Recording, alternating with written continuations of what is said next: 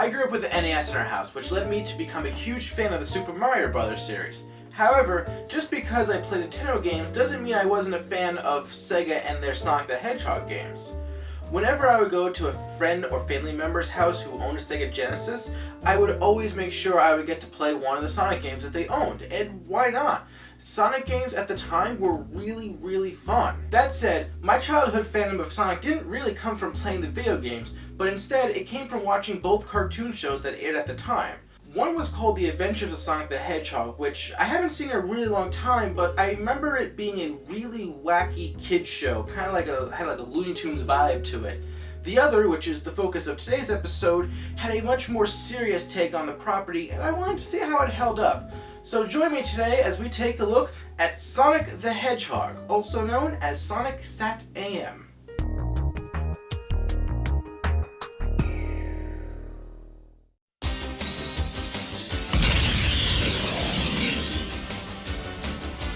Blue streak speeds by Sonic the Hedgehog. Sonic the Hedgehog was a Saturday morning cartoon loosely based on the Sonic games and featured characters from the Archie comic book series. The other Sonic cartoon, The Adventures of Sonic the Hedgehog, actually aired on weekdays at the same time as Sonic SatAM and was technically more accurate to the source material, but with its own large set of diversions. The Sonic games didn't really have a lot to draw from at the time, so it makes sense for both shows to feature their own original material. Compared to Adventures of Sonic the Hedgehog and most kids shows at the time, Sonic SatAM is a much more serious take on the Sonic franchise. The show generally has more of a focus on action and drama, with comedy bits generally used more sparingly. Heck, the heroes don't even get a true victory sometimes.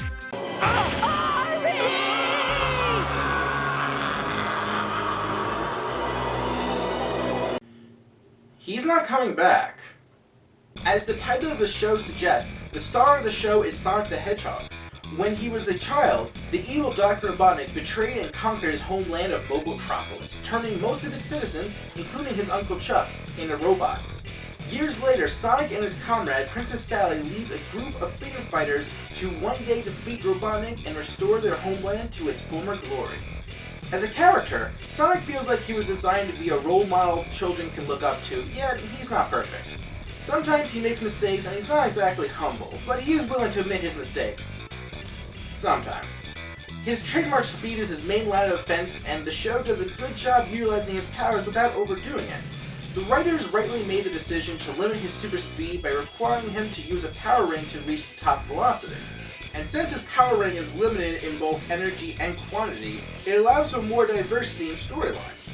While he isn't the smartest of the freedom fighters, he's fortunately written to be a competent hero. And thank goodness too, because I'm not a big fan of the hero character who's also dumb. That said, Sonic isn't the only leader of the group. The freedom fighters are also led by Princess Sally, whose father, King Acorn, was banished to the void by Dr. Robotnik. Sally definitely doesn't follow all the cliches associated with princess characters.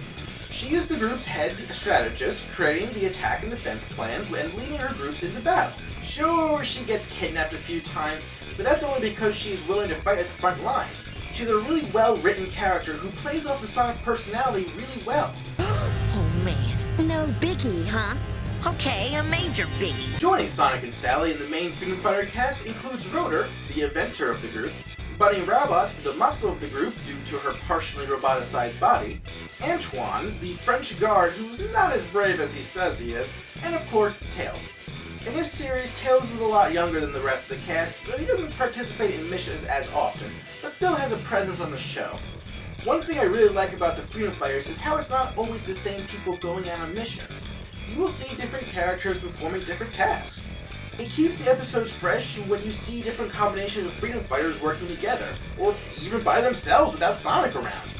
And to offset the fighting, I feel the show did a good job of showcasing the Freedom Fighters' lives during moments of peace and rest. And the big ugly old wolf says, "The better to see y'all with, my dear."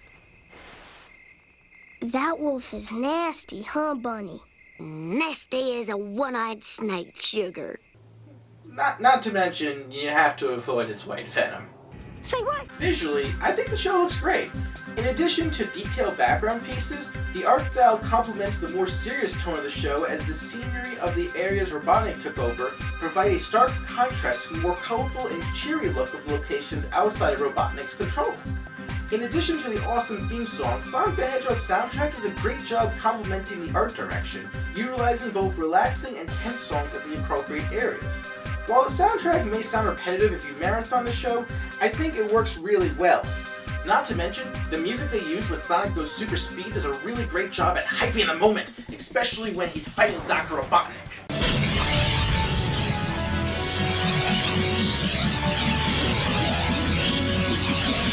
Speaking of the Doctor, in this show, Dr. Robotnik is written to be a truly despicable human being.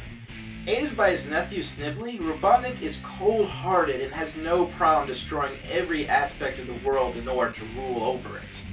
He cares only about himself and even has no problem berating his own nephew. Snively, what color is my heart? I don't see a sir. Exactly. The portrayal of Dr. Robotnik as an evil dictator is only highlighted by the performance of Jim Cummings. He does a great job making Robotnik seem like a truly detestable person. In fact, I think the voice acting and the overall portrayal of the characters is a big reason why the show works. Disregarding the fact that most of these characters are animals, the writing and the acting of these characters make them feel like completely realistic people, and I'm sure you can find yourself relating to at least one of these characters. The exception to that previous statement being Antoine, who is strictly a comic relief character and acts really stereotypically French. You would cook escargot with margarine. Oh, but no! It will be too cruel, you fuel! Okay, I give, Uncle, I will tell you everything! One other voice actor I want to point out is Jaleel White, who played Sonic. I know most people typically go, ooh, Urkel voiced Sonic, and then have a good laugh about it, but I honestly think he did a good job on the role. He showed a great range of emotions and made Sonic seem like a fun, likable guy. While I do like every version of Sonic's voice in the video games post-Sonic Adventure, I gotta say that I actually like Jaleel's version of Sonic the best. I deliberately wanted to make him, because I'm black, if you haven't noticed. I really wanted to make him just like, of no race. So when you listen to Sonic, I don't think you even get an impression that, it was like, is he black, is he white, is he surfer, is he whatever? No, instead he's just hero. Just fast. The show's format is typically the same in every episode. You would have a story where the freedom fighters are either fighting directly against Robotnik or trying to gather tools or information that could help defeat Robotnik once and for all. Each episode would be its own self-contained story in which the freedom fighters would typically win, although with varying degrees of success. And then I watched season 2 and realized I never watched any of those episodes as a kid. In a move that was really uncommon for American children's animation at the time, the second season featured an overarching storyline that lasted the entire season. While each episode, with the exception of a two-parter, was its own contained story, there is a sense of progression in the story being made, and honestly, I think it's a pretty solid story. That said, there were a few things in Season 2 that I just didn't care for. First off, they made a few changes to character designs, most notably adding a jacket to Sally, which personally I didn't mind, but they also completely redesigned Rotor's look, and I did not care for that at all. Also, Season 2 added a new character, Dulcie the Dragon, who acts as the Freedom Fighters' main mode of transport over long distances, or when Sonic can't carry everyone. What's weird is that it was never explained how Dulcie joined the team. She was just suddenly a part of the show, and everyone acted like this is a thing that always happened. That said, by far the worst part of Sonic SatAM were the 2 side story episodes that aired during Season 2. Instead of one full story, both these episodes were cut into 2 short stories that were more comedy focused and starred Antoine 3 out of the 4 times. Hey, I actually like Antoine in small doses, but this was overkill. Neither of these episodes had any relevance to the plot, and more importantly, they were not funny. Heck, the writers could have spent one of those 2 episodes explaining how Dulcie joined the group! The other problem the show had was the second season finale.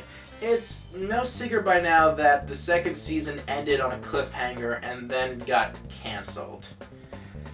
In an interview, chief writer Ben Hurst explains why the deck was stacked against the show. Number 1, we were up against the white-hot Power Rangers. Number 2 was the fact that they were preempting us for sports. The third thing is that the head of ABC Children's Programming left at the end of the year. and the new people came in, I heard the phrase, I don't know if they actually said it, but I heard the phrase percolate down, a new broom sweeps clean. And so Sonic was just simply taken off the slate. But as they say in Hollywood, which is true, everything can change with one phone call. I mean, my dream is that Sega or Deke or whoever else is up there decides one day, you know what, this worked. Let's do the 3rd season. Unfortunately, it was not meant to be. In 2010, Ben-Hur lost his life to diabetes, and any final hope at the show's revival was taken as well. And that's a shame, because I feel Sonic the Hedgehog was cancelled way before its time, and I would have liked to have seen a Season 3. Even though there were a few episodes I didn't care for, I think Sonic the Hedgehog is a show worth watching, especially if you're a fan of Sonic himself. The stories are fun and engaging, and there's even a good amount of genuine drama and heart added to the show. If you're looking for a children-appropriate show that doesn't talk down to them, this is a good way to go. The show was released in 6 separate DVD sets by N-Circle Entertainment, but they're not that great. Instead, you should buy the complete series set that was released by Shout Factory. The packing features artwork done by fans and features a good amount of bonus content, including Ben-Hur telling his vision for Season 3. Unfortunately, the set is currently out of print, so you're probably better off buying it used. Also, if you do want to see the story continue, you can buy the Archie Sonic the Hedgehog comic series, which has been running for over 250 issues, making it the longest running comic book series based on a video game. The comic features all the characters from Sonic SatAM, as well as characters that appeared in the video games after the show ended. I actually like the comics, and I love the fact that Antoine becomes totally awesome!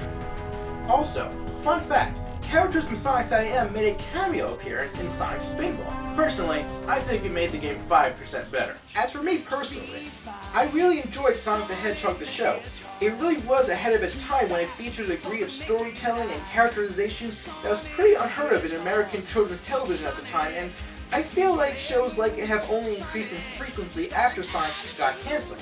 Also, the cliffhanger ending really wasn't that bad. If you ignore the last 15 seconds of the show, the entire thing actually does wrap up almost perfectly. While I would have loved to have seen more, I'm glad for what we got. It's a special little show that you could easily argue is the best TV show based on a video game ever made. Sonic!